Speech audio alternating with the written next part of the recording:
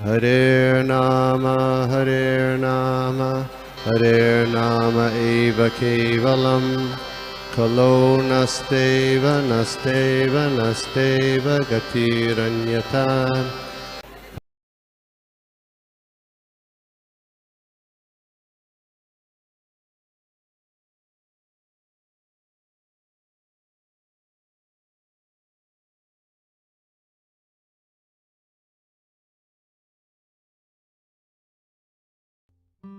ओम नमो भगवते वासुदेवाय। ओम नमो भगवते वासुदेवाय। ओम नमो भगवते वासुदेवाय। ओम नारायणं नमस्कृत्य नरं चैवं नरोत्तमं देवीं सरस्वतीं व्यासं ततो जयाम् उदीरयेत्। नष्टप्रायेषु अभद्रेषु नित्यं भागवत सेवया भगवती उत्तमा श्लोके मुक्तिर्भवति नैष्ठकी। नमो विष्णुपदाय कृष्णपृष्ठाय भूतले श्रीमते भक्ति वेदांत स्वामिनिति नामिने नमस्ते सारस्वते देवे गौरवाणी प्रचारणे निर्विशेष शून्यवादी पाश्चात्य देश तारण। श्रील प्रभुपाद की जय। अनंत कोटि वैष्णव वृंद की जय। हरे कृष्णा। तो अभी हम देख रहे थे पिछले कई दिनों तक तीसरे स्कंद का 14वां अध्याय जो है संध्या समय दीति का गर्भधारण, उसको हम देख रहे थे। तो उसको आज हम समराइज करेंगे। उसमें टोटल 51 वर्सेस है, तो हम उसको क्विकली देखेंगे। उसमें जो है पहला वर्ष में श्री शुक्रदेव गोस्वामी है, वो क्या कह रहे हैं कि शुक्रदेव गोस्वामी महर्षि मैत्रेय के वराह रूप में भगवान के अवतार के विषय में सुनकर दृढ़ संकल्प विदुर ने कहा, हाथ जोड़कर उनसे भगवान के अगले दिव्य कार्यों के विषय में सुनाने की प्रार्थना की, क्योंकि वे विदुर अब भी तुष्ट अनुभव नहीं कर रहे थे। तो यहाँ से शुरुआत होती है तीसरे स्कंद की। Give me a minute.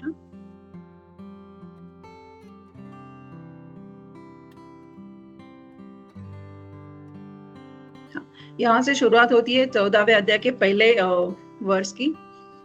तो यहाँ पर ये जो है विदुर जी है वो मैत्रेय ऋषि से भगवान के वराह अवतार के विषय में सुनना उन्होंने, और हाथ जोड़कर भगवान के कह रहे कि हमें अगले भगवान के दिव्य कार्य जो है, जो भगवान ने वराह अवतार के बारे में जब सुखदेव गोस्वामी बता रहे कि महर्षि मैत्रेय ने जब वराह रूप का वर्णन किया, तो विदुर जी का और भी उनके बारे में सुनने का क्या कहते हैं मन हुआ। तो उनकी संतुष्टि नहीं हो रही थी, वो तुष्टि के अनुभव नहीं कर रहे थे। तो इसीलिए आगे होता है ऐसे कि विदुर कहते हैं कि हे मुनि श्रेष्ठ, मैंने शिष्य परंपरा से यह सुना है कि आदि असुर हिरण्याक्ष उन्हीं यज्ञ रूप में भगवान द्वारा मारा गया था। मतलब विदुर जी का जो ज्ञान था वो बता रहे कि मैंने सुना है ऐसे कि जो हिरण्याक्ष जो है वो भगवान के यज्ञ रूप, मतलब हम जानते हैं कि भगवान जो है भगवान को भी यज्ञ यही भगवान का भी रूप है। भागवतम में हमने इसके पहले भी पहले स्कंद में पढ़ा है, तो इस और भगवत गीता में भी हम इसे जानते हैं। तो वराह जो उनका रूप था, उनके द्वारा हिरण्यक्ष का वध हुआ है। तो इसीलिए विदुर जो है वो और भी क्यूरियस हो रहे हैं जानने के लिए आगे। तो वो कहते हैं कि श्रील प्रभुपाद परपट में हमें आगे से अच्छे से बता रहे हैं कि वराह अवतार 2 कल्पों में आए थे। एक स्वयंभुव कल्प था और चक्षुषा कल्प। इन दोनों भी कल्पों में वराह भगवान आए थे, और उनका जो अवतार था वो जो स्वयंभुव मनु के वक्त जो कल्प में अवतार था, उन्होंने तभी पृथ्वी को उठा के जल के भीतर से उन्होंने पृथ्वी को उठाया था। और चक्षुषा कल्प उन्होंने प्रथम असुर हिरण्याक्ष का वध किया था। तो ये दोनों अलग अलग कथाएं अलग अलग कल्पों में हुई है, इससे हम जानते हैं। और उनके रंग के बारे में भी आगे हमें बताते हैं कि चक्षुषा कल्प में उनका रंग जो था वो लाल था, और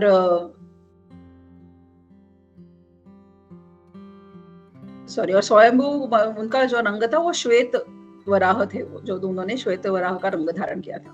तो आगे हम देखते हैं कि विदुर जी आगे बता रहे हैं कि हे ब्राह्मण, जब भगवान अपनी लीला के रूप में पृथ्वी पर ऊपर उठा रहे थे, तब उस असुर राज तथा भगवान वराह के बीच युद्ध का क्या कारण था। तो यहाँ पर और भी विदुर जी है खुद को क्यूरियसिटी जो है वो उनकी उसको वो दिखा रहा है कि आप बताइए कि असुर जो हिरण्याक्ष था उनके बीच में जो युद्ध हुआ उसका भी क्या कारण था, जो युद्ध चक्षुषा कल्प में हुआ था, स्वयंभुव कल्प में नहीं हुआ था। लेकिन विदुर जी उसके बारे में जानना चाहते हैं। तो वो कह रहे हैं कि मेरा मन अत्यधिक जिज्ञासु बन चुका है। तो यही एक शुद्ध भक्त की लक्षण है, यहाँ पे दिखाई देता है कि वो भगवान के बारे में और जानने के लिए विदुर जी के द्वारा हम ये सीख सकते हैं कि भगवान के बारे में और जानकारी, मतलब और उनका ज्ञान पाने के लिए, उनकी कथाएं लीलाएं सुनने के लिए वो कितने आतुर है। एक शुद्ध भक्त की एक गुण है जो हम यहाँ पर विदुर जी के अंदर देख रहे हैं। तो इसीलिए वो कह रहे हैं कि इसीलिए आप इस श्रद्धावान भक्त से और अधिक कहें, मतलब उनको सेटिस्फेक्शन नहीं हो रही है। वो कह रहे हैं कि आप मुझे और बताइए उनके बारे में जो मैंने, क्योंकि यहाँ पर वराह के बारे में बात, भगवान के वराह रूप के बारे में जब बात छिड़ी है तो वो और भी क्यूरियस हो रहे हैं। तो यहाँ पर आगे मैत्रेय मुनि उनको कहते हैं कि महर्षि मैत्रेय ने कहा, हे योद्धा, मतलब यहाँ पर विदुर जी को योद्धा बता रहे हैं, तुम्हारे द्वारा की गई जिज्ञासा एक भक्त के अनुरूप है, क्योंकि इसका संबंध भगवान के अवतार से है ना, क्योंकि भगवान के अवतार से इसका संबंध है। और तुम एक योद्धा हो, ना कि बैटलफील्ड में योद्धा, कुरुक्षेत्र में लड़ने वाले योद्धा नहीं बता रहे उनको, विदुर जी को वो अलग माध्यम से यहाँ पर योद्धा कह रहे हैं महर्षि मैत्रेय ऋषि जो है। और वो मर्त्यों को जन्म मृत्यु की श्रृंखला से मोक्ष दिलाने वाले हैं, मतलब इन अवतारों, भगवान के अवतारों के बारे में सुनना, उनकी कथा लीलाओं के बारे में सुनना, ये मोक्ष दिलाने वाले हैं, ऐसे यहाँ पर मैत्रेय ऋषि बता रहे हैं। जो व्यक्ति भगवान की युद्ध कथाओं के सुनने का आनंद प्राप्त करता है वह जन्म मृत्यु के पास से मुक्त हो जाता है। मूर्ख लोग कुरुक्षेत्र के युद्ध में कृष्ण के सम्मिलित होने का विषय में संदेह करते हैं, क्योंकि वे ये नहीं जानते कि उनके भाग लेने से उन लोगों की मुक्ति सुनिश्चित हुई थी। मतलब यहाँ पर शिला प्रभुपाद परपट में हमें बता रहे थे, मैं उसको संक्षिप्त में बता रही हूँ कि जो कुरुक्षेत्र के युद्धों को जानते हैं कि वहां पे कृष्ण थे ही नहीं, लेकिन वो इस चीज को नहीं जानते। शिला प्रभुपाद हमें बता रहे हैं कि क्योंकि वहां पर कृष्ण भगवान खुद उपस्थित थे कुरुक्षेत्र के युद्ध में, इसीलिए उनके हाथों में जिनकी भी मृत्यु हुई है उन सभी को मोक्ष प्राप्त हुआ है इस युद्ध भूमि में, है ना। तो अतएव भगवान की युद्ध कथाओं को सुनना अन्य किसी भक्ति के ही समान नहीं, मतलब जैसे हम अदर स्पिरिचुअल एक्टिविटीज करते हैं, है ना, साधना करते हैं और नवविधा भक्ति करते हैं, उसी तरह से भगवान की युद्ध कथाओं को भी सुनना, ना कि उनकी बाल लीला, उनकी इतर लीलाओं को सुनना, उसके अलावा उनकी युद्ध कथाओं को सुनना भी किसी भक्ति से कम नहीं है, ऐसे श्रील प्रभुपाद हमें यहाँ पर बता रहे हैं। तो हम अभी ऐसे करके हम 6th वर्ष तक अभी पहुंच गए आउट ऑफ 51। तो हम देख रहे हैं अभी 6th वर्ष।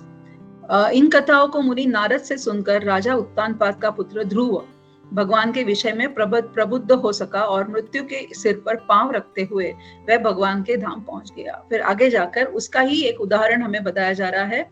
इनका उदाहरण बताया जा रहा है ध्रुव महाराज का। किसके पुत्र थे, यहाँ पर हमें पता चला है राजा उत्तानपाद के पुत्र थे। और ध्रुव महाराज ने किनसे सुनी ये कथा, नारद मुनि से कथा सुनी, और तभी वो कथा सुनकर भगवान के विषय में प्रबुद्ध हुए, मतलब उनको और ज्ञान मिला। वो हम सब ध्रुव महाराज की कथा को जानते हैं, वो किसी और ही मतलब से किसी और मटेरियल डिजायर से वो ध्यान धारणा कर रहे थे, लेकिन जब भगवान का, नारद मुनि से उन्होंने जब भगवान के बारे में सुना तभी उनका भी उद्धार हो गया। मतलब भगवान की कथा, उनकी मतलब उनकी लीलाओं के बारे में सुनना, भगवान के खुद उनके स्वयं के बारे में सुनना, ये किसी भी व्यक्ति को भगवत धाम पहुंचा सकता है, ऐसे यहाँ पर हमें बताया जा रहा है। तो आगे 7वें वर्ष में हम देखते हैं कि वराह रूप भगवान तथा हिरण्याक्ष असुर के मध्य युद्ध का इतिहास मैंने बहुत वर्ष पूर्व सुना है। ये कौन कह रहे हैं, मैत्रेय ऋषि कह रहे हैं। क्या कह रहे हैं कि वराह रूप भगवान तथा हिरण्याक्ष असुर, उन्होंने खुद ने भी बहुत वर्षों पूर्वी ये भगवान और हिरण्याक्ष असुर के बीच के युद्ध की कथा सुनी थी, है ना। जब कभी सुनी थी उन्होंने, जब ब्रह्मा जी अन्य देवताओं को ये कथा बता रहे थे, तभी मैत्रेय ऋषि ने भी ये कथा सुनी थी, और उनका कथा का वर्णन ब्रह्मा जी ने खुद ने ही किया था। तो अभी आगे देखते हैं 8वें अध्याय में, यहाँ पे दिति की कथा शुरू हो जाती है, क्योंकि वो वराह के बारे में जानना चाहते हैं, वराह के बारे में जानना चाहते हैं, साथ में हिरण्याक्ष के बारे में भी जानना चाहते हैं। विदुर जी ये प्रश्न पूछ रहे हैं, राइट। विदुर जी की संतुष्टि के लिए ये कथा बताई जा रही है। और ये कथा बताते हुए, क्योंकि हिरण्याक्ष के जन्म की कथा बतानी है, इसीलिए दिति और कश्यप मुनि का संबंध इस पूरे अध्याय में आया है। और हिरण्याक्ष के जन्म के पीछे की जो बैकग्राउंड है, स्टोरी, मतलब बैकग्राउंड जो कथा है, उसको इस 3रे अध्याय का इस 14वें स्कंद में हमें बताया गया है, जिसका शीर्षक है संध्या समय दिति का गर्भधारण। और यही कारण है हिरण्याक्ष के जन्म का, इसीलिए पूरे अध्याय में अब इसी के बारे में हम सुनेंगे। तो दक्ष कन्या दिति के पिता का नाम था दक्ष, दिति माता के पिता का नाम था दक्ष। और दक्ष कन्या दिति जो है, वो क्या हुआ था, हमने पूरे अध्याय में यही पढ़ा है, वो अपनी काम से पीड़ित हो गई थी और उन्होंने कश्यप मुनि के पिता है मरीचि, तो भागवतम के द्वारा हमें ये सब रिलेशनशिप्स भी थोड़े याद रखने पड़ेंगे। मुश्किल है थोड़ा, मतलब धीरे धीरे पढ़ते पढ़ते याद आ जाते हैं वो। तो दीति माता के पिता का नाम था दक्ष और कश्यप थे वो मरीचि पुत्र थे। कश्यप मुनि तो उनकी संतान उत्पन्न करने के उद्देश्य से संभोग करने के लिए प्रार्थना की थी। किसने? दीति माता ने अपने पति से, कश्यप मुनि से यह प्रार्थना की थी, और वो भी था संध्या का समय। तो इसीलिए आगे ये कथा अभी बढ़ती है। तो हम देखते हैं अभी 90वें श्लोक में, सूर्य अस्त हो रहा था और मुनि भगवान विष्णु को, जिनकी जीभ यज्ञ की अग्नि है, आहुति देने के बाद समाधि में आसीन थे।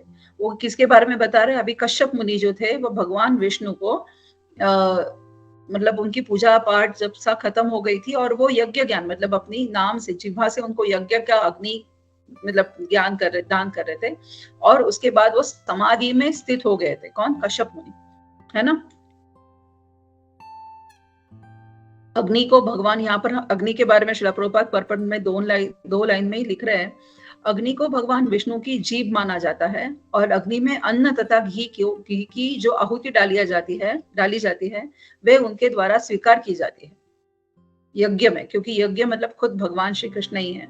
यह उन सभी यज्ञों का नियम है जिनके स्वामी भगवान विष्णु है। दूसरे शब्दों में, भगवान विष्णु की तुष्टि में सारे देवताओं तथा अन्य जीवों का तुष्टि भी सम्मिलित रहती है। वेरी इंपॉर्टेंट, एक ही लाइन में श्रील प्रभुपाद ने पूरा जिस बता दिया कि सुख सिर्फ भगवान की इंद्रियों की तुष्टि में ही, भगवान की तुष्टि में ही सारी देवताओं तथा अन्य जीवों की तुष्टि सम्मिलित है। इसीलिए हमें हमारे इंद्रिय जो है हमेशा दिखते हैं कि हमारे सेंसेस जो है वो हमें जब तक हम खुद की सेटिस्फेक्शन के लिए, सेंस ग्रेटिफिकेशन के लिए काम कर रहे हैं, तब तक उसको भोग विलास कहा जाता है। और जब हम भगवान के सेंस ग्रेटिफिकेशन के लिए, भगवान की तुष्टि के लिए अगर हमारी इंद्रियों को यूज करते हैं, उसको सरेंडर करते हैं, तो उसको प्रेम कहा जाता है। तो इसीलिए जब भगवान की तुष्टि होती है तो सारे जीवों की और सारे देवताओं की, ना कि सिर्फ जीवों की, सारे देवताओं को भी तुष्टि उसी में सम्मिलित हो जाती है। और यही यज्ञ की अग्नि कश्यप मुनि देने के बाद क्या कर रहे थे? समाधि में स्थित थे। जब दीति माता उनके पास पहुंची तभी वो समाधि में स्थित थे। तो दीति और उवाच, अभी 10वें श्लोक से दीति माता बता रही है कि दीति माता ने इसमें क्या, अभी यहाँ से क्या हुआ आगे, दीति माता ने अपनी इच्छा व्यक्त करी, है ना। अपने पति के संबंधित देखकर, समाधिस्थ देखकर सुंदर दीति ने जोर से बोलना शुरू किया। उसने अपने शारीरिक हाव भाव से उन्हें आकृष्ट करने का प्रयास नहीं किया। मतलब यहाँ पर दीति माता के जो लक्षण थे वो हमें बताया जा रहे हैं कि आगे दीति माता ने क्या किया। वो उन्होंने देखा अपने पति समाधिस्थ है, वहां पर पहुंची। उन्होंने शरीर के माध्यम से उनको आकृष्ट करने की कोशिश नहीं करी। उन्होंने अपने शब्दों के माध्यम से जोर से बोलकर उनको समाधि से उठाने की लगातार कोशिश की। मतलब तो उसकी कामेच्छा उन्मत्त हाथी के समान थी। यहाँ पर जो दीति माता की काम के बारे में बता रहे जो है, वो हाथी के समान थी, जिसको किसी चीज का भान नहीं था, शुद्धि नहीं थी कि ये संध्या का समय है, मेरे पति समाधि में अभी बैठे हुए हैं, या कोई भी चीजों की उनको बिल्कुल भी क्या कहते हैं जिसको, अवेयरनेस नहीं था, उनको कोई भी भान नहीं था उन सब चीजों का। और वो उसकी इच्छा, उनकी खुद की अपनी इच्छा पूरी करने के लिए अपने पति से रिक्वेस्ट कर रही थी। अतएव उसके पति का यह पहला कर्तव्य था कि उसकी इच्छा पूरी करके उसे सभी तरह का संरक्षण प्रदान करे। श्रील प्रभुपाद आगे हमें यह भी बता रहे हैं कि उनके पति का धर्म क्या था। तभी कश्यप मुनि हालांकि उनके पति थे, तो उनका धर्म है कि उनको रक्षण दे और उनकी सभी इच्छाओं की पूर्ति करे। तो आपको मुझ पर पूर्ण दया दिखाते हुए मेरे प्रति कृपालु होना चाहिए। दीति माता यहाँ पर जोर से जो बोल रही थी, जो कश्यप मुनि के सामने आकर वो ये बता रही थी उनको कि आपको क्या होना चाहिए, मेरे प्रति कृपालु होना चाहिए। मुझे पुत्र प्राप्त करने की चाह है और मैं अपनी सौत का ऐश्वर्य देखकर अत्यधिक व्यथित हूँ। मतलब यहाँ पर दीति माता के हमने देखा 13 दक्ष की 13 कन्याएं थी। 13 आगे आएगा इसका भी एक्सप्लेनेशन। सभी 13 कन्याओं का उन्होंने विवाह कश्यप मुनि से कर दिया था। और कश्यप मुनि के साथ उन्होंने देखा कि मेरी अन्य जो मेरी बहनें हैं उन सभी को पुत्र है, उनके पास संतानों का जो ऐश्वर्य है वो जो दीति माता के पास नहीं था। और वो ही देखकर वो क्या, उनको ईर्ष्या हो रही थी, वो व्यथित हो रही थी। और इसीलिए वो चाहती थी कि उनके जो पति है कश्यप मुनि, उनके ऊपर कृपा दिखाए, दया दिखाए। तो अपितु उनका जो ये सब करने का कारण था, नॉट ओनली सेंस ग्रेटिफिकेशन करने का कारण नहीं था दीति माता का, वो ये कामना कर रही थी वो इच्छा जो जता रही थी कश्यप मुनि के सामने, अपने पति के सामने, उनका हेतु था संतान प्राप्ति। संतान प्राप्ति के लिए ये वो कर रही थी। अतः कश्यप से अपेक्षा की जाती थी कि वे अपनी प्रामाणिक पत्नी को तुष्ट करे। तो 12वें श्लोक में हम देखेंगे कि एक स्त्री जो होती है, ऋषभ देव के अनुसार किसी को तब तक पिता या माता नहीं बनना चाहिए जब तक वह विश्वस्त न हो ले कि वह जिन संतानों को उत्पन्न करेगा वह जन्म मृत्यु के बंधन से मुक्ति दिला सकेगा। मतलब यहाँ पर आगे जाकर श्रील प्रभुपाद हमें अच्छे से ये बात समझा रहा है कि पुत्र जो संतान प्राप्ति जो दीति का मेन उद्देश्य इम्पोर्टेंट मतलब एकदम उद्देश्य है उनका इस कथा के पीछे, इस उनकी प्रार्थना के पीछे जो दीति माता कश्यप मुनि से कर रही है, तो उसके पीछे श्रील प्रभुपाद हमें बता रहे हैं कि ऋषभ देव के अनुसार हमें क्या बताया जा रहा है कि जब तक जन्म मृत्यु के चक्र से मुक्ति दिला सकेगा ऐसा पुत्र जब तक संतान उत्पन्न होगी तभी संतान उत्पन्न करनी चाहिए, अदरवाइज नहीं करनी चाहिए। तो मानव जीवन की इस भौतिक घेरे से बाहर निकलने का एकमात्र अवसर है जो जन्म मृत्यु वृद्धावस्था तथा रोग के कष्टों से पूरित है। मतलब मानव जीवन जो है ये एक ही माध्यम है जिससे जन्म मृत्यु के चक्र से छुटकारा पा सकते हैं। इसीलिए अगर संतान ऐसी पैदा करनी है तभी उनको संतान को पैदा किया जाएगा, अदरवाइज उसका कोई यूज नहीं, क्योंकि वो अगर पैदा भी होगा तभी वो जन्म मृत्यु के चक्र में हमेशा घूमता ही रहेगा। तो यहाँ पर दीति माता एक क्या बता रही है कश्यप मुनि को कि एक स्त्री अपने पति के आशीर्वाद से संसार में आदर पाती है और संतान होने से आप जैसे पति प्रसिद्धि पाएगा क्योंकि आप जीवों के विस्तार के निमित्त है। वो कश्यप मुनि को इन शॉर्ट वो कहते हैं, हम लोग उसको उनको वो मस्का लगा रही है, उनके अच्छे बारे में अच्छी अच्छी बातें कर रही है कि ताकि कश्यप मुनि उनको एंटरटेन करे, उनकी जो काम की इच्छा है उसको पूरी करके उनको संतान प्राप्ति का अवसर मिले। तो 13वें श्लोक में हम देखते हैं कि ऐसा पति का चुनाव करे कि जो अपने कार्यों तथा व्यक्तित्व के लिए विख्यात हो। अंतिम चुनाव पिता की रुचि पर निर्भर करता है, क्योंकि ये दक्ष की कन्या थी, 13 कन्याएं। तो हम देखते हैं कि अभी भी ये पूरे कुछ श्लोक है, 10-15 श्लोक, ये जैसे हम क्लास में भी हमने सुना था जब इसके बारे में हम पढ़ रहे थे कि कितना इंपॉर्टेंट है ये सब चीजें शास्त्रों के माध्यम से इस जनरेशन को जानना, है ना। जब जिनकी अभी नई शादी होने वाली है या फिर जो शादी के मार्ग में अग्रसर है, जो गृहस्थ जीवन में जाना चाहते हैं, तो इन्हीं के लिए जो विवाह के बंधन में बनना चाहते हैं उनके लिए ये सब इम्पोर्टेंट है। कि हम सुनते हैं कि तभी भी दक्ष मुनि जो थे, दक्ष जो थे, उन्होंने क्या किया था, अपनी तभी भी कन्याओं को अधिकार था कि वो अपना पति चुने, लेकिन रुचि पर ही निर्भर कर। ये बताया जा रहा है कि बहुत काल पूर्वक अत्यंत ऐश्वर्यवान हमारे पिता दक्ष ने, जो अपने पुत्रियों के प्रति अत्यंत वत्सल थे, हमसे हर एक को उन्होंने अलग अलग से पूछा कि तुम्हें किसे अपना पति के रूप में चुनना चाहोगी। मतलब उन्होंने चॉइस दी थी, उनको चॉइस नहीं दी थी, रादर उनको एक फ्रीडम दिया था कि तुम चुनो कि तुम्हें किसको चुनना है अपने पति के रूप में। लेकिन श्रील प्रभुपाद उनके परपट में एंड में एक वाक्य ऐसा डालते हैं कि अंतिम चुनाव पिता की रुचि पर निर्भर करता था। हालांकि वो चुने कि उनको किसे शादी करनी है, लेकिन उनका जो अंतिम चुनाव जो था वो पिता के इस पे ही होना था। तो आगे हम देखेंगे कि हमारी शुभकांक्षी पिता दक्ष ने हमारे मनोभाव को जानकर अपनी 13 कन्याओं को आपको समर्पित किया। मतलब वो कश्यप मुनि को जो दीति माता है, वो हमने देखा कि वो शरीर से उनको हाव भाव से, शारीरिक हालत से वो उनको आकृष्ट नहीं कर रही है, ताकि वो उनके साथ बात कर उनको रिक्वेस्ट कर रही है अपनी खुद की काम इच्छा को की पूर्ति करने के लिए। तो इसीलिए अभी वो बता रही है कि हमारा जो पिता है, उन्होंने आप हमारी जो 13 भी कन्याएं हैं, मेरी जो 13 बहनें हैं, हम सभी का विवाह आपसे कर दिया था। राजा दक्ष ने अपनी पुत्रियों का मत जाना और इस तरह 13 को कश्यप को प्रदान कर दिया। दीति की हर बहन बच्चों की माता थी, अतएव वह संतानहीन क्यों बनी रही, जबकि वह उसी पति के प्रति समान रूप से आज्ञाकारिणी थी। तो यहाँ पर श्रील प्रभुपाद भी ये सवाल पूछ रहे हैं कि वो ऐसा क्यों था, तो उसका जवाब आगे शायद आएगा, हम देखेंगे। तो इस तरह से दीति माता जो है वो थोड़ा सा बैकग्राउंड तैयार कर रही है और कश्यप मुनि को ये चीज बता रही है कि हमारी शादी हुई और ये सब चीजें वो उनको याद दिला रही है।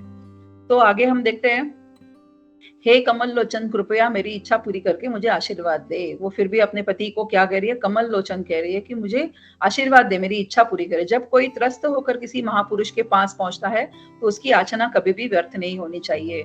मतलब वो जानती है कि कश्यप मुनि जो है वो जानते ये संध्या का समय है, समय सही नहीं है, और इस समय पर वो खुद भी जानती कि इस समय पर जो कार्य वो करना चाहती है वो करना उचित नहीं है और उसके परिणाम क्या होंगे ये सभी जानते हुए वो रिक्वेस्ट कर रही है। और इसीलिए वो कश्यप मुनि को अपने पति को बता रही है कि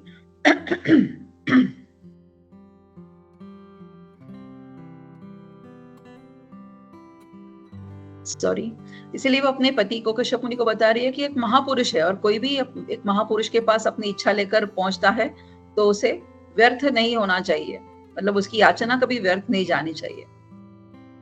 तो वो जानती थी कि दीति अच्छी तरह से जानती थी कि उनकी जो विनती है, जो रिक्वेस्ट है वो अस्वीकृत हो सकती है कश्यप मुनि से, क्योंकि ये काल आपातकाल है, त्रासपूर्ण स्थिति है। इसीलिए वो ये सब चीजें कहकर कश्यप मुनि को अट्रैक्ट करने की कोशिश कर रही है। हे वीर, अभी सॉरी,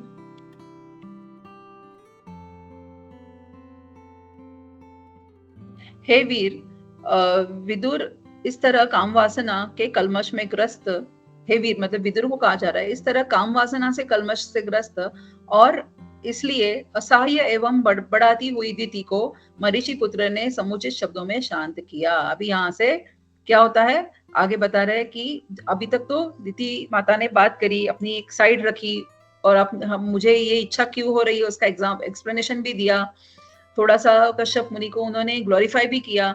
और आगे जाकर अभी क्या हो रहा है कि बता रहे हैं कि जो कामवासना से ग्रस्त थी दीति माता, उनको क्या हो रहा है, मरीचि पुत्र जो है कश्यप मुनि अभी क्या करेंगे, अपने शब्दों से शांत करने की कोशिश अभी वो आगे करेंगे।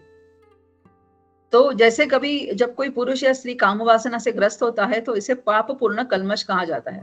कश्यप अपने आध्यात्मिक कार्यों में संलग्न थे तो भी उनमें इतनी शक्ति न थी कि वे अपनी पत्नी को मना कर सकते जो इस तरह पीड़ित थी।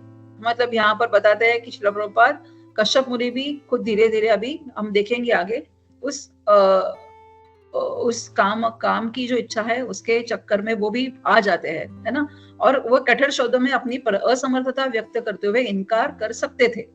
एक्चुअली वो बता सकते थे कि ये समय उचित नहीं है, अब हम ये कार्य अभी नहीं हो सकता, लेकिन फिर भी वो क्या थे, वो भी थोड़े से, उनकी शक्ति भी थोड़ी ढीली पड़ रही थी, वो इतने आध्यात्मिक रूप से बलवान नहीं थे। इसीलिए यहाँ पर बताया जा रहा है हे वीर, विदुर को बताया, तो किंतु वे विदुर की तरह आध्यात्मिक रूप से बलवान नहीं थे।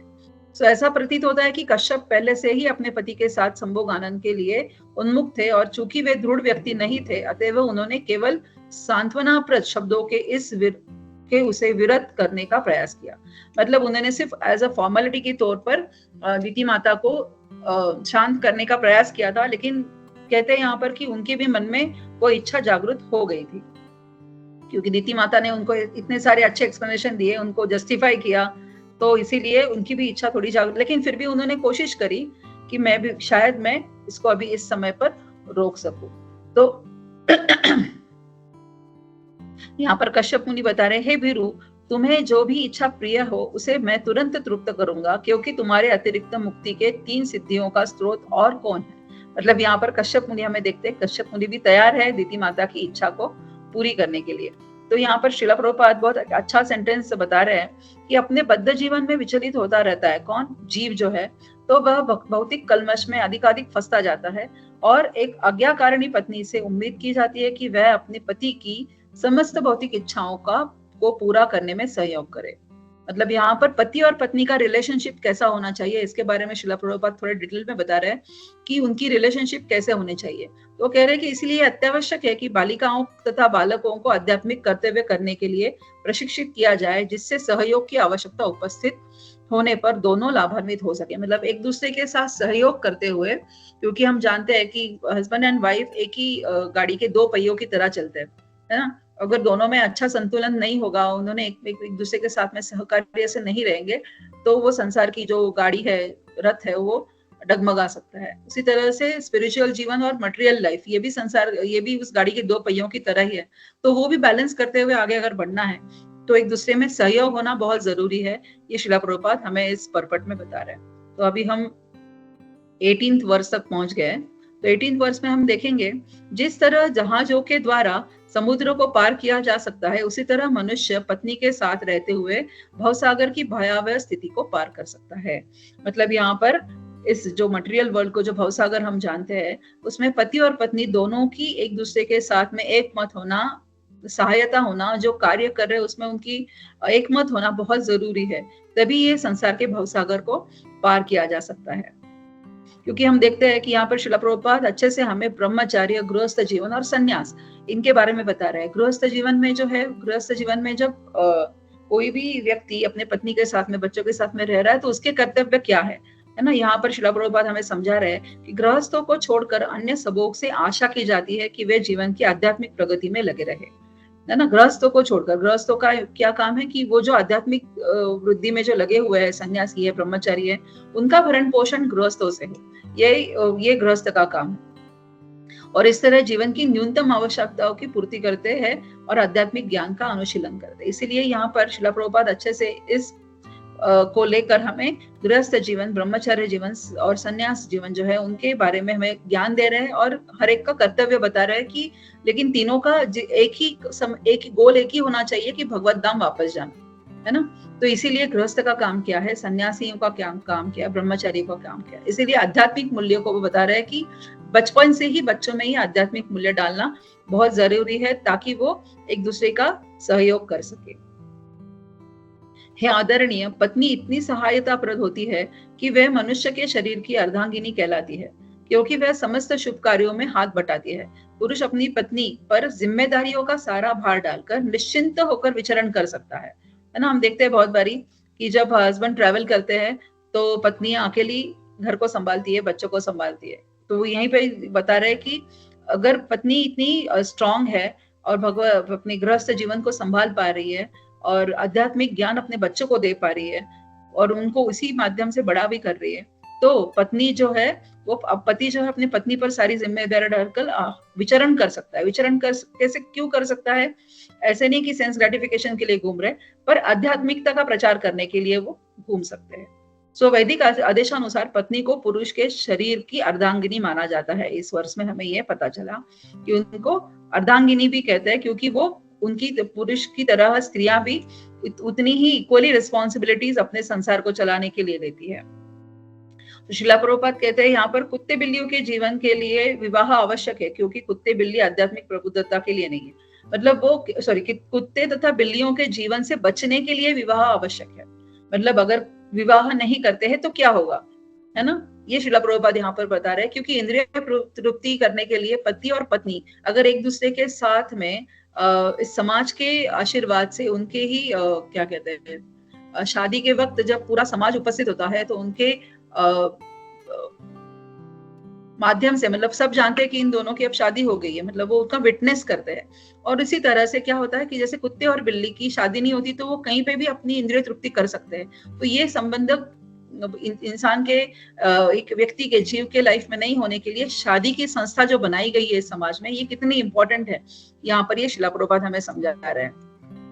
क्योंकि इस वर्ष में पढ़ते हुए हमने पढ़ा था कि जैसे अभी लिव इन रिलेशनशिप आया है, तो ये सब चीजें हमने डिस्कस करी थी तभी इस वर्ष को पढ़ते हुए कि वो कितना डेंजरस है ये सब चीजें, कि बिना शादी के संबंध में आए हुए, शादी बनाए हुए, एक दूसरे के साथ में पति पत्नी का संबंध बिना रखे हुए जो इंद्रिय तृप्ति के काम करता है, उनका जीवन किस तरह है, कुत्ते तथा बिल्लियों की तरह शिला प्रभुपाद हमें बता रहे हैं उनका जीवन उसके साथ में कंपेयर कर सकते हैं। तो आगे देखेंगे कि जिस तरह किले की सेनापति, जिस तरह किले का सेनापति आक्रमणकारी लुटेरों को बहुत आसानी से जीत लेता है, उसी तरह पत्नी का आश्रय लेकर मनुष्य उन इंद्रियों को जीत सकता है जो अन्य आश्रमों में अजेय होती है ना। मतलब यहाँ पर पति पत्नी के संबंध को कैसे शिला प्रभुपाद यहाँ पर हमें बता रहे हैं कि जो गृहस्थ, ब्रह्मचारी, मानव समाज के 4 आश्रम है, ब्रह्मचारी, गृहस्थ, वानप्रस्थ तथा संन्यास आश्रम, जिसमें गृहस्थ, उसमें से क्या है, गृहस्थ सुरक्षित है। क्योंकि शारीरिक इंद्रिया जो है वो शरीर रूपी किले की लुटेरों की तरह मानी जाती है। पत्नी को किले का सेनापति माना जाता है, अतएव जब कभी शरीर पर इंद्रियों द्वारा आक्रमण किया जाता है तो पत्नी ही शरीर को क्षत विक्षत होने से बचाती है। मतलब यहाँ पर पत्नी का कितना इंपॉर्टेंस है वो श्रील प्रभुपाद हमें बता रहे हैं कि लाइफ में इतना जरूरी है, क्योंकि यौन की भूख हर एक के लिए अपरिहार्य है, किंतु जिसके पास स्थायी पत्नी होती है वह इंद्रिय शत्रुओं के आक्रमण से बचा लिया जाता है ना। इसके लिए इंपॉर्टेंस बता रहे हैं कि शादी की संस्था, विवाह संस्था का इंपॉर्टेंस क्या है। यौन जीवन भवबंधन का कारण है, इसीलिए इन 3 आश्रमों में इसका निषेध है और एकमात्र गृहस्थ आश्रम में इसकी अनुमति दी जाती है। और गृहस्थ उत्तम कोटि के ब्रह्मचारियों, वानप्रस्थों तथा सन्यासियों को उत्पन्न करने के लिए उत्तरदायी है। मतलब यहाँ पर इसीलिए बता रहे हैं कि अगर जन्म देना है संतानों को तो वो क्या होने चाहिए, जो उत्पन्न हो रही है संतान वो ब्रह्मचारी, वानप्रस्थ या फिर सन्यासी है। इस स्तर पर वो उत्पन्न हो जाए कि उनको आध्यात्मिक ज्ञान इतना मिले कि वो उस स्तर पर चली जाए, किसी भी भव बंधन में ना बंधे रहे।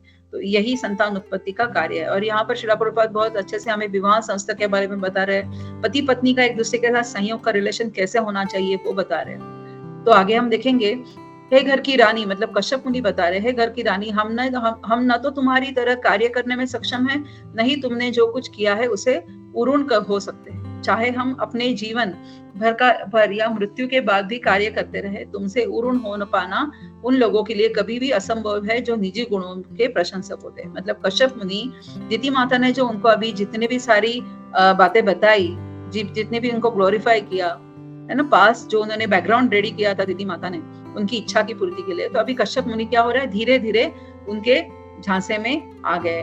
वो बता रहे हैं कि मैं तुम्हारे लिए ऋणी हूँ, मैं मृत्यु के बाद भी तुमने जो मुझ पर ऋण किया उसको मैं चुका नहीं सकता। तो यहाँ पर श्रील प्रभुपाद जो है, कश्यप का आशय था कि पत्नियों के साथ रहने वाले गृहस्थ इंद्रियों भोग का अस्वर्गिक आशीर्वाद भोगते हैं और साथ ही उनके पतन का भी कोई भय नहीं होता। मतलब अगर एक पत्नी होकर अगर रहते हैं तो उनका पतन नहीं होगा। पति और पत्नी के जो बीच में संबंध होते हैं उससे पतन नहीं होगा जब तक वो इंद्रिय तृप्ति के लिए वो कार्य नहीं कर रहे, तभी तक उनका पतन नहीं होगा। मतलब यहाँ पे सर्टिफाई हो रहा है इस पर्पट के माध्यम से। तो आगे हम देखेंगे कि यद्यपि मैं तुम्हारे ऋण से ऊर्ण नहीं हो सकता, किंतु मैं संतान उत्पन्न करने के लिए तुम्हारी कामेच्छा को तुरंत तुष्टि नहीं करूंगा, है ना। क्या यहाँ पर हम देख रहे हैं कि अत्यंत उत्सुक होने पर भी कश्यप ने अपनी पत्नी से कुछ क्षणों तक प्रतीक्षा करने के लिए कहा। क्यों कहा उन्होंने, कि जिससे अन्य लोग उनकी निंदा ना कर सके। वे अपनी स्थिति को व्याख्या इस प्रकार करते हैं। मतलब वो क्यों निंदा करेंगे, क्योंकि देखो कश्यप मुनि इतने बड़े ऋषि है, फिर भी उनको ये पता है कि संध्या के समय इंद्रिय तृप्ति का कार्य करना, भोग का कार्य करना उचित नहीं है। फिर भी कश्यप मुनि ने ये करा, ये बात की। अगर वो करते तो वो गलत साबित होते या फिर लोग उनकी निंदा करते। इसीलिए कश्यप मुनि अपनी पति को क्या करे कि वो रेडी है, मैं रेडी हूँ तुम्हारी इंद्रियों की तृप्ति करने के लिए, लेकिन तुम कुछ देर तक रुको, ऐसे वो उनको यहाँ पर रिक्वेस्ट कर रहे हैं। लेकिन कश्यप अपनी पत्नी दिति से पहले ही क्षण भर के लिए प्रतीक्षा करने के लिए कह चुके थे और अब वे उसे आगाह करते हैं कि यदि इस विशेष वेला पर ध्यान नहीं दिया गया तो इस वेला में अपने स्वामी रुद्र के साथ इधर उधर विचरण करने वाले भूत प्रेत अवश्य दंड देंगे। मतलब अभी क्या हो रहा है कि कश्यप मुनि जो है वो दिति की इच्छा पूर्ति के लिए तो तैयार तो हो गए, लेकिन अभी वो क्या बता रहे हैं, उनको एक रीजन दे रहे हैं। क्या रीजन दे रहे हैं कि इस संध्या का समय में ये कार्य करना उचित नहीं है। और फिर उनको वो एक्सप्लेन कर रहे हैं कि वो क्यों उचित नहीं है, क्योंकि इस समय पर क्या होता है कि अपने स्वामी रुद्र के साथ कौन, जो भूत प्रेत है, वो घूमते हैं इस समय पर, इधर उधर विचरण करते हैं, तो हमेशा हमें जरूर दंड देंगे। इस वेला में भूत के राजा शिव जी अपने वाहन बैल की पीठ पर बैठकर उन भूतों के साथ विचरण करते हैं जो अपने कल्याण के लिए उनका अनुगमन करते हैं, है ना। तो यहाँ पर शिव जी के बारे में अगले 2-3 जो वर्सेस है वो शिव जी के बारे में हमें बताया जा रहा है कि शिव जी का यहाँ पर क्यों आया है, प्रस्ताव आया है, नाम आया है, क्योंकि वे संध्या का समय में शिव जी अपने भूत प्रेत गणों के साथ में बैल पर बैठकर इधर उधर विचरण करते रहते हैं। तो ये वेला गलत है, सही नहीं है। वो क्यों गलत है, अभी उसका साइंटिफिकली जो शास्त्रिक जो कारण है वो आगे हमें बताया जाएगा। शिव जी भूतों पर अत्यधिक कृपालु होने के कारण इस ताक में रहते हैं कि निंदित होने पर भी इन भूतों को भौतिक शरीर प्राप्त हो, है ना। वे उन उन्हें इसी स्त्रियों के गर्भ में स्थापित करते हैं जो परिस्थिति तथा काल के प्रतिबंधों की परवाह न करे संभोगरत होती है। कश्यप यह बात दिति को समझा देना चाहते थे जिससे यह कुछ क्षण तक प्रतीक्षा कर सके। मतलब कश्यप मुनि दिति माता को ये भय दिखा रहे, ऐसा नहीं डरा रहे, ऐसा नहीं कह सकते, लेकिन वो जो एक्चुअल जो फैक्ट है वो उनको प्रेजेंट कर रहे हैं कि क्यों यहाँ पर गलत है। अगर शिवजी भूत प्रेत के साथ में विचरण करे इधर उधर ठीक है, वहां तक ठीक है, लेकिन वो क्यों विचरण करते रहते हैं? क्योंकि वो ताकते रहते हैं, देखते रहते हैं कि कौन सी महिला है, कौन सी स्त्री है जो इस समय पर ये सब प्रतिबंधों को हटाकर, छोड़कर, उनको भूल कर क्या कर रही है, संभोगरत होती है। फिर वो जो जीव है ऐसे जो भूत प्रेत के योनि में अटक गए हैं उनको उनके गर्भ में जाकर स्थापित करते हैं, है ना। तो 25th अध्याय ऑलमोस्ट हम आधे तक पहुंचे अभी। शिवजी का शरीर लालभ है और वह निष्कलुष है, किंतु वे उस पर राख पोतते हैं। मतलब यहाँ पर आगे शिवजी के बारे में हमें एक्सप्लेनेशन दिया जा रहा है कि शिवजी कैसे, उनका कैसा स्थिति है, वो क्या करते हैं। तो संभोग के लिए निषिद्ध वाले वेला शिवजी द्वारा देख ली जाएगी और दिति भूत जैसे चरित्र वाले या ईशा विहीन निर्विशेषवादी शिशु को जन्म देकर समुचित दंड प्राप्त करेगी। कश्यप ने इसे पहले ही देख लिया था, इसीलिए उन्होंने अपनी पत्नी दिति को आगाह किया। मतलब कश्यप मुनि ने अपनी आध्यात्मिक नजरों से ये पहले देख ही लिया था कि ऐसा कुछ हो सकता है, इसलिए वो अपने वाइफ दिति माता को अलर्ट कर रहे हैं कि ये सब चीजें हो सकती है, इसलिए ये करना इस समय पर अच्छी नहीं है, इसलिए तुम थोड़ी देर तक रुको। कश्यप मुनि ने अपनी पत्नी को बतलाया था क्योंकि शिवजी उनके साधु लगते हैं। अभी यहाँ पर कश्यप मुनि और शिवजी का क्या रिलेशनशिप है ये हमें बताया जा रहा है, क्योंकि हम देखते हैं कि साधु वो लगते हैं रिलेशनशिप में एक दूसरे के, जैसे अपने बहन के क्या कहते हैं वो रिलेशनशिप जो क्या कुछ है उनका, वो यहाँ पर हमें बताया गया है। तो वो बता रहे हैं कि इसलिए उसे उनके प्रति अपराध करने के लिए प्रोत्साहित नहीं होना चाहिए। कश्यप ने उसे आगाह किया था कि वस्तुतः शिवजी न तो किसी के संबंधी है न कोई उनका शत्रु है, जो कि ब्रह्मांड के मामलों में ये 3 नियंत्रकों में से एक है, अतः वे हर एक पर समदृष्टि रखते हैं। मतलब रिलेशनशिप तुम्हारा है, इसलिए तुम उनके सामने ये गलत काम करना उचित नहीं है। और अपार्ट फ्रॉम दैट वो आगे बता रहे हैं कि वो सबके सामने, सबके लिए क्या कहते हैं, समदृष्टि रखते हैं। ऐसे शिवजी का यहाँ पर ग्लोरिफिकेशन कश्यप मुनि कर रहे हैं। तो शिवजी के असंस्कृत पिशाचीय गुण भी निंदनीय नहीं होते, क्योंकि वे भगवान के निष्ठावान भक्तों को सिखाते हैं कि भौतिक भोग से वैराग्य का अभ्यास कैसे किया जाए, है ना। वो क्योंकि वैष्णवानाम यथाशंभो is the greatest Vaishnav of all the Vaishnav, Shivji. तो इसलिए शिवजी के पास जो पिशाचीय गुण है तो वो भी निंदनीय नहीं है, क्योंकि वो क्या करते हैं, भौतिक भोग से वैराग्य का अभ्यास कैसा करना चाहिए वो यहाँ पर शिवजी हमें बताते हैं। इसलिए उनके पूरे शरीर पर राख लगी होती है, जो आगे जो वर्ष गया पीछे उसमें उनका पूरा एक्सप्लेनेशन किया था। तो अभागे मूर्ख व्यक्ति यह न जानते हुए कि वे अपने में मस्त रहते हैं और उन पर हंसते हैं।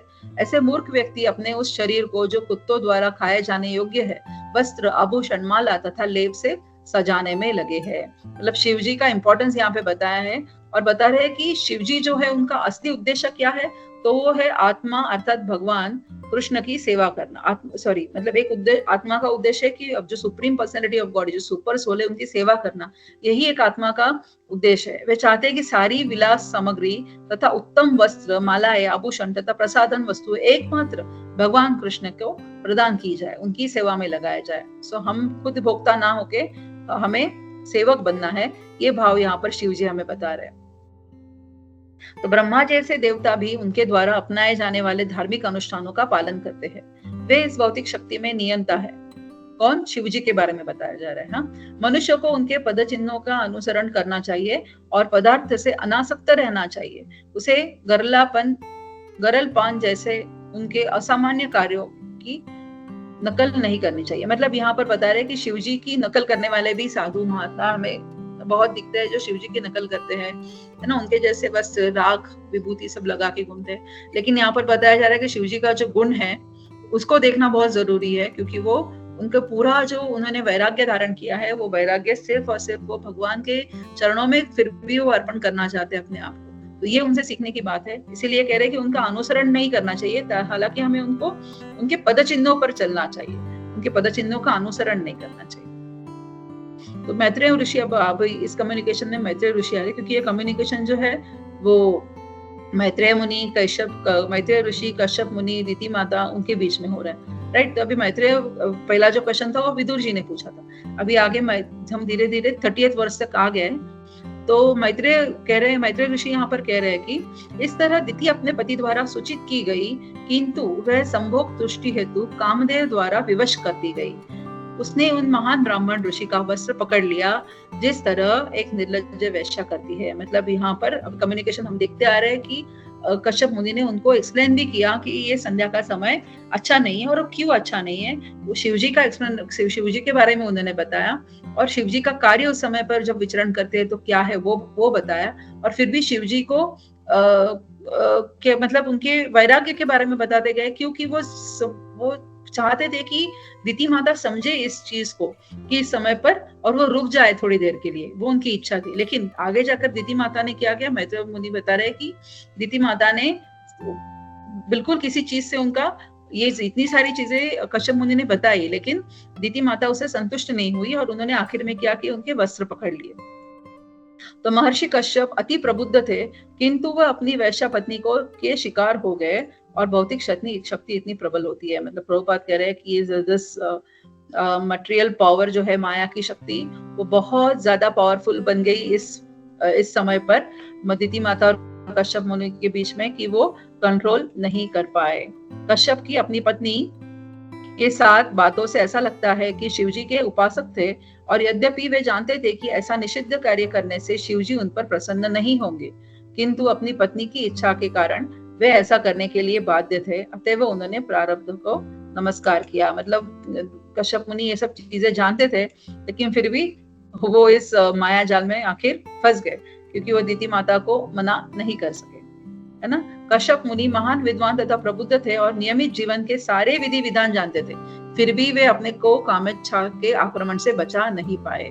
तो यहाँ पर इस पर्पट में श्रील प्रभुपाद हरिदास ठाकुर जी का एग्जाम्पल लेते हैं कि जैसे उन्होंने अपने आप को इस बिल्कुल, ठाकुर हरिदास ने तो ब्राह्मण कुल में उत्पन्न थे, नहीं वे स्वयं ब्राह्मण थे, फिर भी क्या थे, वो कृष्ण भावना भावित होने के कारण वे अपने आप को ऐसे आक्रमण से बचा सके। ठाकुर हरिदास प्रतिदिन 3 लाख भगवान नाम का जप करते थे। मतलब यहाँ पर इस ऐसे भौतिक जगत के माया जाल से अगर बचना है, तो ठाकुर हरिदास जैसे हमें क्या है, जितना ज्यादा से ज्यादा हम भगवान का नाम ले, उतना ही हम इस माया जाल से बचने में एटलीस्ट कुछ परसेंट तक क्या कहते हैं, खुद को बचा सकते। मतलब खुद को हम बचा सकते हैं इस माया जाल से एटलीस्ट कुछ परसेंट तक। ऐसे नहीं कि 100% हम बच जाएंगे इससे, लेकिन at least up till some extent we can save ourselves if we chant like Shrila Haridas Thakur with a full concentration. तो यहाँ पर कश्यप मुनि और हरिदास ठाकुर जी का कश्यप मुनि का जो माइंड अभी हुआ था दिति माता के प्रति, उनकी कामेच्छा पूर्ण करने के प्रति, और यहाँ पर श्रील हरिदास ठाकुर का जो पास टाइम है, यहाँ पर श्रील प्रभुपाद उसको कंपेयर कर रहे हैं। जिस तरह शौच के बाद मनुष्य स्नान करता है, अभी उसी तरह विशेष रूप से निषिद्ध समय पर संभोग करने के बाद मार्जन करना पड़ता है। कश्यप मुनि ने अपने मुख के भीतर गायत्री मंत्र का जाप करते हुए निर्विशेष ब्रह्म ज्योति का ध्यान किया। अभी यहाँ पर आगे दिति माता की इच्छा पूरी हो गई, तो यहाँ पर आगे क्या हुआ कि अभी कश्यप मुनि जानते हैं कि ये समय गलत है, इसलिए उन्होंने क्या किया, उनको मार्जन करना पड़ा। मतलब उनको फिर से एक बार गायत्री मंत्र का जाप किया उन्होंने, और ब्रह्म ज्योति पर उन्होंने फिर से ध्यान किया। तो ऐसा माना जाता है कि स्नान करने तथा गायत्री जप करने के बाद मनुष्य की शुद्धि हो जाती है, किंतु महामंत्र इतना शक्तिशाली होता है कि इसे कभी भी किसी भी स्थिति में, चाहे धीरे धीरे जप करे या जोर जोर से, वह संसार की सारी बुराइयों से बच सकता है। मतलब श्रील प्रभुपाद हमें इस पर्पट में महामंत्र का कितना परिणाम है कि वो कहीं भी, किसी भी समय पर, किसी भी स्थिति पर जोर से, धीरे से, कैसे भी करे, तभी भी उसको सारी बुराइयां से वो हमें बचा सकता है। तो आगे हम देखते हैं कि जब कोई व्यक्ति निंदनीय कार्य के लिए लज्जित होता है, तो वह स्वभावतः नतमुख हो जाता है ना। क्यों ये बताया जा रहा है, हे भारत, इसके बाद दिति अपने पति की और निकट गई, उसका मुख दोषपूर्ण कृत्य के कारण झुका हुआ था।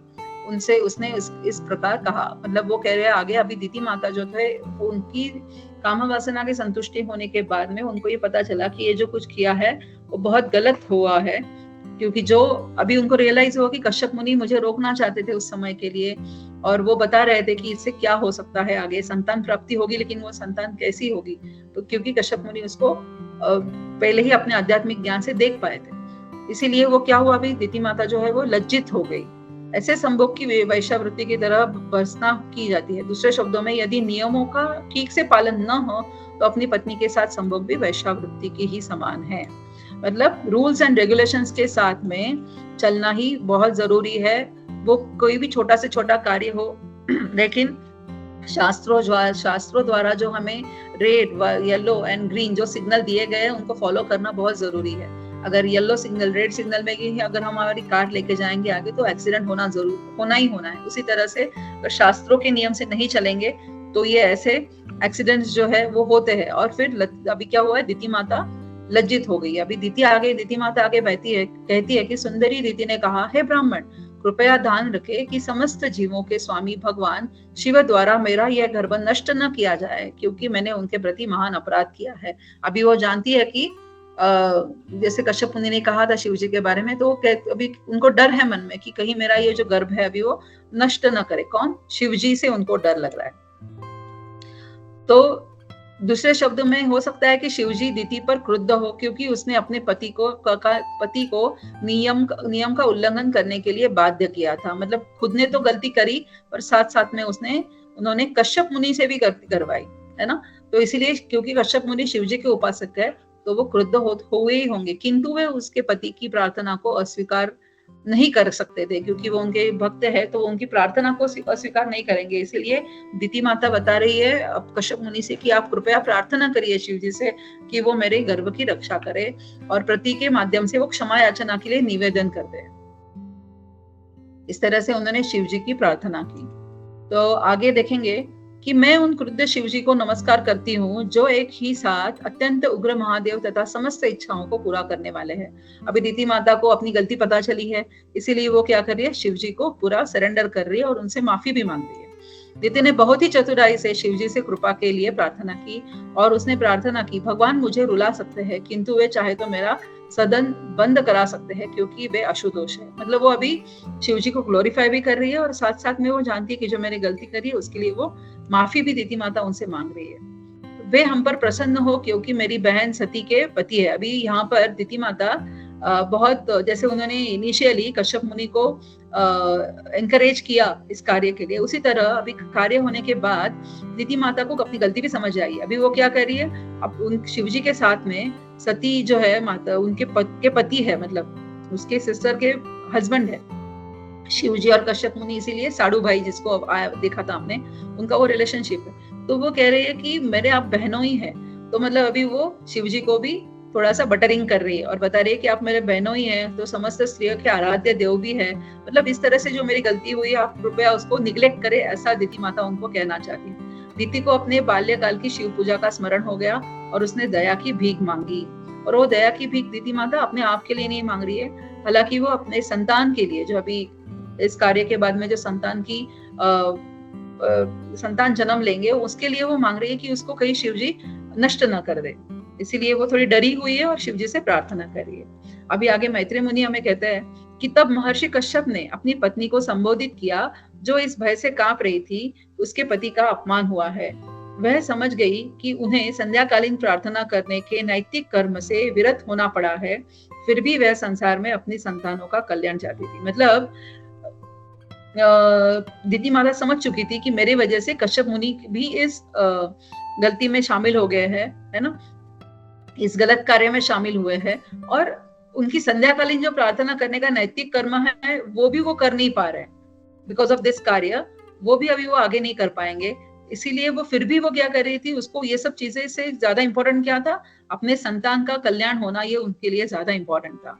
तो कश्यप, अभी विद्वान जो कश्यप मुनि वो आगे कहते हैं, तुम्हारा मन दूषित होने, मुहूर्त विशेष के अपवित्र होने, मेरे निर्दोषों की तुम्हारे द्वारा उपेक्षा किए जाने तथा तुम्हारे द्वारा देवताओं की अवहेलना होने से सारी बातें अशुभ थी। मतलब अभी कश्यप मुनि खुद भी उस चक्कर में आ गए थे, है ना, फंस गए थे, वो भी खुद को रोक नहीं पा रहे थे, राइट। लेकिन अभी ये सब कार्य होने के बाद में वो क्या कर रहे अभी वो दिति माता को बता रहे हैं कि ये सब चीजें अपवित्र थी, और ये सब चीजें क्या थी जो अभी घटी, वो सब चीजें अशुभ थी, क्योंकि समय ही अशुभ था इन सब चीजों का। तो आगे अभद्र पुत्रों का जन्म उनकी माता की निंदित गर्भ से होता है। भगवत गीता में कहा गया, जब भी धार्मिक जीवन के विधि विधानों की जानबूझकर उपेक्षा की जाती है तो स्त्री जाति दूषित हो जाती है और उसके फलस्वरूप अवांछित संतानें प्राप्त होती है ना। वर्ण संकर, जो अर्जुन भगवान से बात करते हुए वर्ण संकरों के बारे में बात करते हैं, तो यही बात यहाँ पर रिलेट की है कि जब भी धार्मिक जीवन के विधि विधानों की जानबूझकर उपेक्षा की जाती है, मतलब पर्पसली, नोइंगली, जब पता है कि ये गलत है और फिर भी उस कार्य को जब किया जाता है, मतलब जानबूझकर शास्त्र के विधि विधानों को उल्लंघन किया जाता है, तो क्या होता है, स्त्री जाति दूषित होती है और फिर उसके फलस्वरूप जो है संतानें जो है वो अवांछित उत्पन्न होती है। यहाँ पर बताया जा रहा है हमें। अभी हम 40th वर्ष तक आए हैं, अभी 10 और बाकी है, इसको हम कंप्लीट करेंगे। वे दिन निर्दोष जीव का वध करेंगे, स्त्रियों को सताएंगे तथा महात्माओं को क्रोधित करेंगे। अभी अवांछित जीव जो आएंगे, मतलब कश्यप मुनि जानते थे, हिरण्यकशिपु जो जिनका जन्म होगा, अभी वो कैसे जीव होंगे, जो संतान आएंगी वो कैसे होंगी, कश्यप मुनि वो बता रहे हैं कि वो महात्माओं को क्रोधित करेंगे, स्त्रियों को सताएंगे। ब्रह्मांड के स्वामी पुरुषोत्तम भगवान तो समस्त जीवों की हितैषी है, वो अवतरित होंगे उसके बाद में, और इस तरह उनका वध करेंगे कि इंद्र अपने व्रजों से पर्वतों का ध्वस्त कर देते हैं। मतलब यहाँ पर बताया जा रहा है कि वो जीव जो होंगे, जो संतान उत्पन्न होंगी, वो समाज के लिए नाशक होंगी, लेकिन जो पूरे ब्रह्मांड के स्वामी पुरुषोत्तम भगवान है वो अवतरित होंगे, क्योंकि उतनी हिरण्याक्ष हिरण्यकश्यप जो है, जो उनकी संतानें जो आएंगी, वो इतनी उद्ध्वस्त करेगी सभी चीजों को कि भगवान को खुद ही आना पड़ेगा, अवतरित होना पड़ेगा और उनका वध करना पड़ेगा। ऐसे कौन कह रहे हैं? कश्यप मुनि दिति माता को बता रहे हैं। वे अपने उत्कट भक्तों को राहत देने के लिए ही अवतरित होते हैं। मतलब भगवान क्यों अवतरित होते हैं उसके बारे में इस परपट में बताया गया है। तो दिति कहती है कि यह तो अति उत्तम है कि मेरे पुत्र भगवान द्वारा उनके सुदर्शन चक्र से उदारता पूर्वक मारे जाएंगे। वे मेरे पति, वे ब्राह्मण भक्तों से के क्रोध से कभी न मारे जाए। मतलब वो कहती है कि ये तो अच्छा है। दिति माता ये सुनकर खुश हुई। जब दिति ने अपने पति से ये सुना कि पुत्रों के ये कार्यों के बड़े बड़े महात्मा क्रोधित होंगे, तो वे अत्यंत चिंतित हुई थी।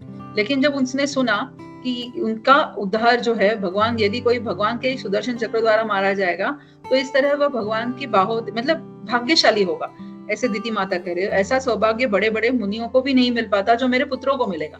ये सुनकर दिति माता जो है वो खुश हो गई। आगे कश्यप मुनि कहते हैं कि तुम्हारे शोक, पश्चाताप तथा समुचित वार्तालाप के कारण तथा पूर्ण पुरुषोत्तम भगवान में तुम्हारी अविचल श्रद्धा एवं शिवजी तथा मेरे प्रति तुम्हारी प्रशंसा के कारण भी तुम्हारे पुत्र हिरण्यकशिपु का एक पुत्र प्रहलाद भगवान द्वारा अनुमोदित भक्त होगा और उसकी ख्याति भगवान के ही समान प्रचारित होगी। मतलब यहाँ पर कश्यप मुनि ने कहा कि तुम्हारे पुत्रों का वध जो है वो भगवान के द्वारा ही होगा, इसीलिए दिति माता खुश हुई। कश्यप मुनि उनको आगे बता रहे हैं कि क्या कारण है कि तुमने जो शोक किया, पश्चाताप किया, शिवजी का प्रति तुम्हारी जो श्रद्धा है, पूर्ण पुरुषोत्तम भगवान के प्रति तुम्हारी जो श्रद्धा है, अविचल श्रद्धा है, और इन सब के कारण हिरण्यकशिपु का जो पुत्र होगा प्रहलाद महाराज, उनके बारे में अभी कश्यप मुनि बता रहे आगे कि वो बता रहे कि प्रहलाद महाराज अनेकानेक प्रकारों से अपने पिता द्वारा सताए गए थे, लेकिन फिर भी वे अपने पिता की मृत्यु के बाद उन्होंने भगवान से अपने पिता के मोक्ष हेतु प्रार्थना की।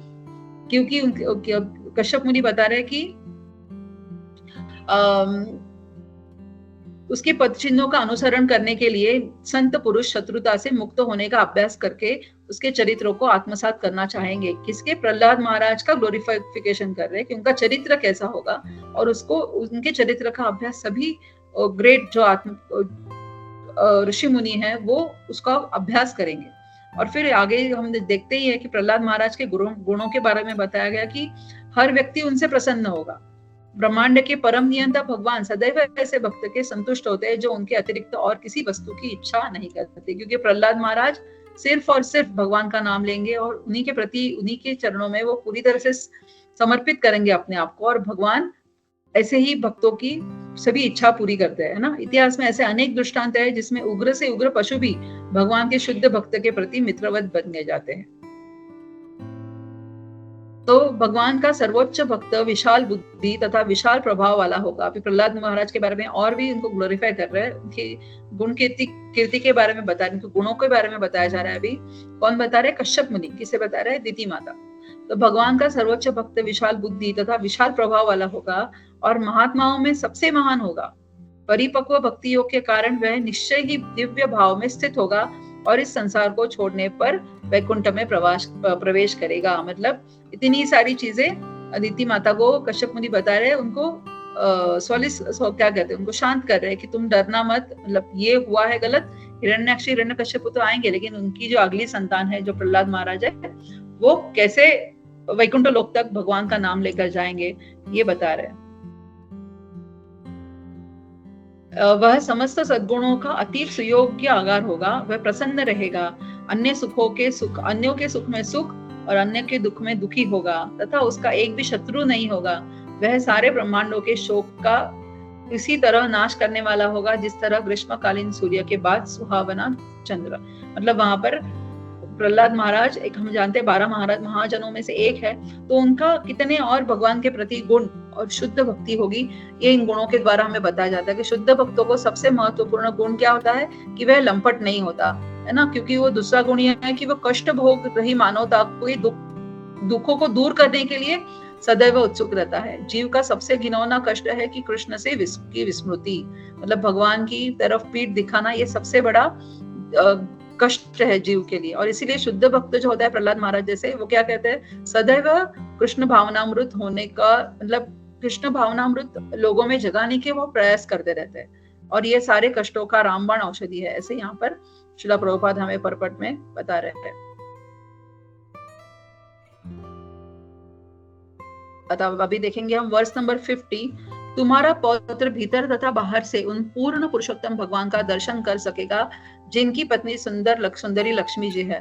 भगवान भक्त द्वारा इच्छित रूप धारण कर सकते हैं और उनका मुखमंडल सदैव कुंडलों में से सुंदर ढंग से अलंकृत होता है। तो यहाँ पर हम देखेंगे कि भगवान ने नाना नित्य रूप है तथा कृष्ण, बलदेव, संकर्षण, अनिरुद्ध, प्रद्युम्न, वसुदेव, नारायण, राम, नरसिंह, वराह तथा वामन और भगवान का भक्त इन सारे विष्णु रूपों को जानता है। शुद्ध भक्त भगवान के इस एक नित्य रूप से जुड़ जाता है और भगवान उसके समक्ष इच्छित रूप में प्रकट होने के लिए प्रसन्न हो जाते हैं, है ना। जैसी इच्छा वैसे उसी इच्छा को भगवान पूर्ण करेंगे। अगर भगवान को देखने की पर्टिकुलर, जैसे यशोदा मैया का हम देखते हैं, उनको वात्सल्य के रूप, मतलब उनकी माता के रूप में सेवा करने का मौका मिला। नंद महाराज को उनके पिता के रूप में सेवा करने का मौका मिला। उसी तरह से जैसी इच्छा है उसी तरह से भगवान प्रकट हो जाते हैं। और आगे श्रील प्रभुपाद बताते हैं कि अभक्त को भगवान के रूप का कोई अनुमान नहीं होता, अतएव वह उपरयुक्त रूपों में से किसी के भी विषय में चिंतन नहीं कर सकता। किंतु जब भी कोई भक्त भगवान का दर्शन करता है तो वह उन्हें अत्यंत सुंदर ढंग से सजे तथा उनकी नित्य संगिनी तथा नित्य सुंदरी लक्ष्मी जी के साथ दिखता है। मतलब यहाँ पर श्रील प्रभुपाद हमें बताते हैं कि कैसे भगवान का दृष्टिपात हम पर पड़ेगा और भगवान किस किस रूप में दर्शन दे सकते हैं भक्तों को। अब ये आखिरी वर्ष है इस अध्याय का। मैत्रेय मुनि ने कहा, यह सुनकर कि उसका पौत्र महान भक्त होगा, पौत्र मतलब उनका ग्रैंडसन, पौत्र महान भक्त होगा और उसके पुत्र भगवान कृष्ण द्वारा मारे जाएंगे, दिति मन में अत्यधिक हर्षित हुई, है ना। दिति माता ने देखा कि जब उन्हें पता चला कि ये सब चीजें होने वाली है, मेरे बेटों का विनाश जो है कृष्ण द्वारा होगा, भगवान द्वारा होगा और उनका जो पुत्र है वो महान भक्त होगा, ये सुनकर दिति माता के मन में हर्ष से उल्लासित हो गई। एक महान ऋषि की पत्नी तथा महान प्रजापति दक्ष की पुत्री होने के नाते वह जानती थी कि भगवान द्वारा मारा जाना परम सौभाग्य है, क्योंकि भगवान परम पूर्ण है, अतएव उनकी हिंसा तथा अहिंसा दोनों कार्य परम स्तर पर होते हैं। भगवान के ऐसे कार्यों में कोई अंतर नहीं होता। संसारी हिंसा तथा अहिंसा का भगवान के कार्यों से कोई सरोकार नहीं होता, है ना। भगवान के कार्य अलग है और मटेरियल वर्ल्ड के कार्य अलग है। मटेरियल वर्ल्ड में होने वाले ये जो वॉर और हम देखते हैं वो हिंसा अहिंसा, और भगवान के कार्य जो है उनमें बहुत अंतर है, उनमें कोई सिमिलैरिटी नहीं है। सो इनके द्वारा मारा गया असुर कभी विफल प्राप्त, मतलब वही फल प्राप्त करता है जो भक्त को मिलता है। जो फल भक्तों को मिलेगा भक्ति करके वही फल, अगर कोई असुर भी है अपनी नेचर से और वो भगवान द्वारा उसको मृत्यु हो रही तो उसको भी वही फल मिलेगा। यहाँ पर भृशम शब्द का सार्थक है, क्योंकि यह सूचित किया जाता है कि दिति अपनी अपेक्षाओं से भी अधिक हर्षित थी। मतलब दिति ने ये सब चीजों की अपेक्षा नहीं की थी, क्योंकि जब उसे पता चला ये गलत समय पर हुआ कार्य है, शिवजी अभी दंडित करेंगे, शायद मेरे पुत्र ही पैदा नहीं हो पाएंगे, ये सब डर था जब दिति माता को। लेकिन धीरे कश्यप मुनि ने क्या किया, कश्यप मुनि ने आगे उनको बताया कि तुम्हारे पुत्रों का आगे क्या होगा, पुत्रों के पुत्र का, तुम्हारे पौत्र जो होंगे, ग्रैंडसन, उसका क्या होगा और उसका कैसा, और उनकी लीलाएं क्या होंगी, कैसे उनके गुण होंगे, ये सब बताया। तो दिति माता जो है इस बात को सुनकर हर्षित हो गई। तो इस प्रकार श्रीमद् भागवतम के तृतीय स्कंद के अंतर्गत संध्या समय दिति का गर्भधारण नामक 14वें अध्याय के भक्ति वेदांत तात्पर्य का पूर्ण करते हैं हम। तो श्रील प्रभुपाद की जय, समवेत भक्त वृंद की जय, श्रीमद् यथारूप श्रीमद् भागवतम की जय। हरे कृष्णा।